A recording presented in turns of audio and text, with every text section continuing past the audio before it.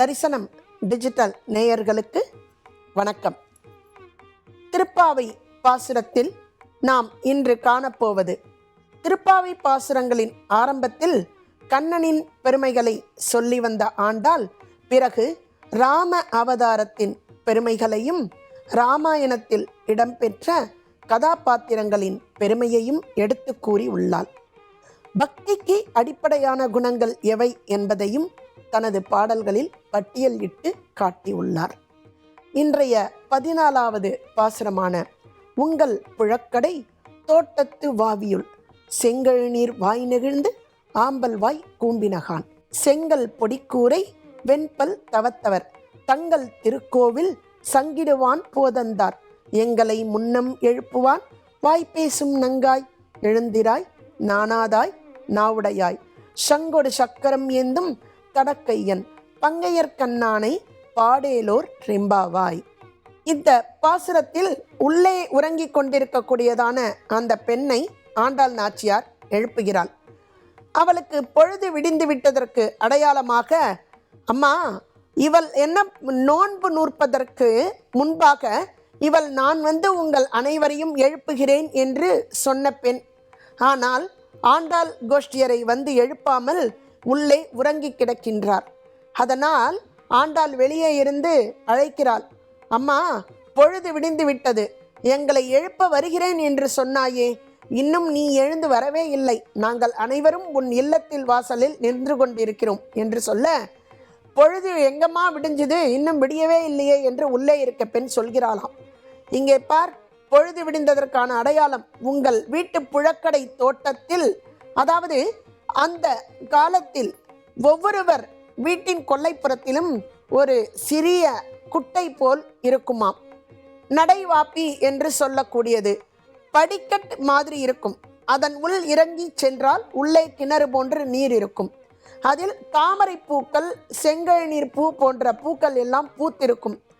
அதை இங்கே சொல்கிறாள். உங்கள் வீட்டு தோட்டத்தில் இருக்கக்கூடியதான பூக்கள் எல்லாம் மலர்ந்து விட்டது. சந்திரனை பார்த்தால் அல்லி மலரும், சூரியனை பார்த்தால் தாமரை மலரும்.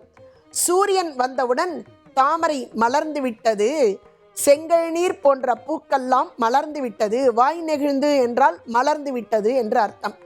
ஆம்பல் வாய் கூம்பின, ஆம்பல் என்றால் அல்லி மலரை சொல்லக்கூடியது. சந்திரனை பார்த்தால் மலரக்கூடிய மலர்கள் அனைத்தும் சூரியன் வந்தவுடனே கூம்பி விட்டன என்று சொல்ல, உள்ளே இருக்கக்கூடிய பெண் சொல்கிறாளாம், இங்கே பாருங்கோடி, உங்களோட முகம் அத்தனையும் தாமரை பூவை போல கண்ணனை நினைத்து நினைத்து மலர்ந்து விட்டது. கண்ணன் இருக்கிறான், வந்திருக்கிறான், நம்மோடு இருக்கிறான் என்று நினைத்ததனால் மலர்ந்தது. உடன் கண்ணனை காணவில்லை என்றவுடன் உங்களது முகமாகப்பட்டது சுருங்கிவிட்டது. அதைத்தான் இங்கு தாமரை மலர்ந்தது, ஆம்பல் சுருங்கியது என்று சொல்கிறாய் என்று உள்ளே இருக்க பெண் அதற்கு பதில் சொல்கிறாளாம். சரிம்மா, தாமரைக்கு வேணா நீ எங்க முகத்தை சொல்லிவிட்டாய். செங்கல் பொடி கூரை வெண்பல் தவத்தவர் தங்கள் திருக்கோவில் சங்கிடுவான் போதந்தார். இங்க பாருமா, செங்கல் நிறத்தில் இருக்கக்கூடியதான உடையை அணிந்தவர், அதாவது சந்நியாசிகள், இவர்கள் எல்லாம் திருக்கோவிலுக்கு போய்விட்டார் என்று சொல்கிறார். அது மட்டும் இல்லாமல் வெண்பல் தவத்தவர், இதில் போலி சந்நியாசி, உண்மை சந்நியாசி என்பதை எடுத்துரைக்கிறார்.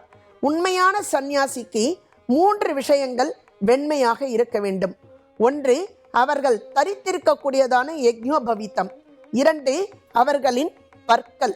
3வது, அவர்கள் கையில் இருக்கக்கூடியதான திரிதண்டம் என்று சொல்லக்கூடியதான அந்த கொடி. இது 3ம் வெளுப்பாக இருக்குமாம். இந்த 3ஐயும் தரித்திருக்கக்கூடியதான காவி உடையை அணிந்திருக்கக்கூடியதான ரிஷிகள் கோவிலுக்கு போய்விட்டார். சங்கிடுவான் போதந்தார், சங்கை ஊதக்கூடியதான திருக்கோவில் மகாவிஷ்ணுவின் கோவிலுக்கு போய்விட்டார். எங்களை முன்னாடியே எழுப்புறேன்னு சொன்னியேம்மா, இவ்வளோ வாய்ப்பேசின் படுத்துட்டே இருக்கியே அப்படின்னு சொல்லிட்டு உடனே அவ கோவிச்சன் வராட்டி என்ன பண்றது, அவளையும் அழைத்து கொண்டு செல்ல வேண்டும் என்பதற்காக நங்காய் என்று அழைக்கிறாளாம். நங்காய் என்றால் பெண்ணே என்று அர்த்தம். எழுந்திராய் அப்படின்னு சொல்லி அழைக்கிறா. நங்காய் எழுந்திராய் எங்களோட கோஷ்டியில் வந்து கலந்துக்கோமா, எழுந்து வா என்று கூப்பிடுகிறாள். நானாதாய், இவ்வளோ நேரம் நீ எழுந்து வராம இருக்கையே, உனக்கு வெட்கமாக இல்லையா? நாவுடையாய், எங்களை எழுப்புறேன் அப்படின்னு சொல்லிட்டு பேசினியே, நான் வந்து உங்களை நோன்பிற்கு எழுப்புகிறேன் என்று எங்களை சொன்னாய் இல்லையா? இதுவரை நீ எங்களை வந்து எழுப்பவில்லையே, துளி கூட வெட்கப்படாமல் உள்ளே சயனித்து கொண்டிருக்கிறாயே என்று எழுப்புகிறாளாம் இவளை. சங்கொடு சக்கரம் ஏந்தும் தடக்கையான் பங்கையர் கண்ணானை பாடேலோர் எம்பாவாய். ஏம்மா, இவ்வளோ நேரம் நான் உன்னை எழுப்பின்னு இருக்கேன், யார தெரியுமா? சங்கியும் சக்கரத்தையும் கையில் வைத்து கொண்டிருக்கிறான் இல்லையா, அந்த பங்கையர் கண்ணனை பாடுவதற்காக எழுந்து வா என்று அழைக்கிறாளாம். ஏனென்றால் பெருமாள் கண்களை திறந்து பக்தர்களை கடாட்சிக்க வேண்டும் என்று பார்ப்பாராம். எந்த அளவிற்கு கண்களை திறந்து கடாட்சிக்க வேண்டும் என்றால், எவ்வளவு தூரம் கருணையை பக்தர்கள் மீது பொழிய முடியுமோ அந்த அளவிற்கு கருணையை பொழிய வேண்டும் என்பதற்காக தனது கண்களை அகல விரித்து திறந்து பார்த்து நமக்கெல்லாம் அனுகிரகம் பண்ணக்கூடியதான பங்கையர் கண்ணான், அந்த தாமரையை ஒத்த கண்களை உடையதான பங்கையர் கண்ணானை பாட வேண்டும், எழுந்து வா என்று சொல்ல, உள்ளே இருக்கக்கூடியதான பெண்ணும் எழுந்து இந்த கோஷ்டியில் கலந்து கொள்ள, அடுத்த இல்லத்து பெண்ணை எழுப்புவதற்காக இவர்கள் அடுத்த இல்லம் நோக்கி நகர்கிறார்கள். தரிசனம் டிஜிட்டல் டிவியோடு இணைந்திருங்கள். நாளை மற்றொரு பாசுரத்தில் சந்திப்பது உங்கள் அன்பு சகோதரி திருப்புலானி ஜெயந்தி ரங்கராஜன். நன்றி, வணக்கம்.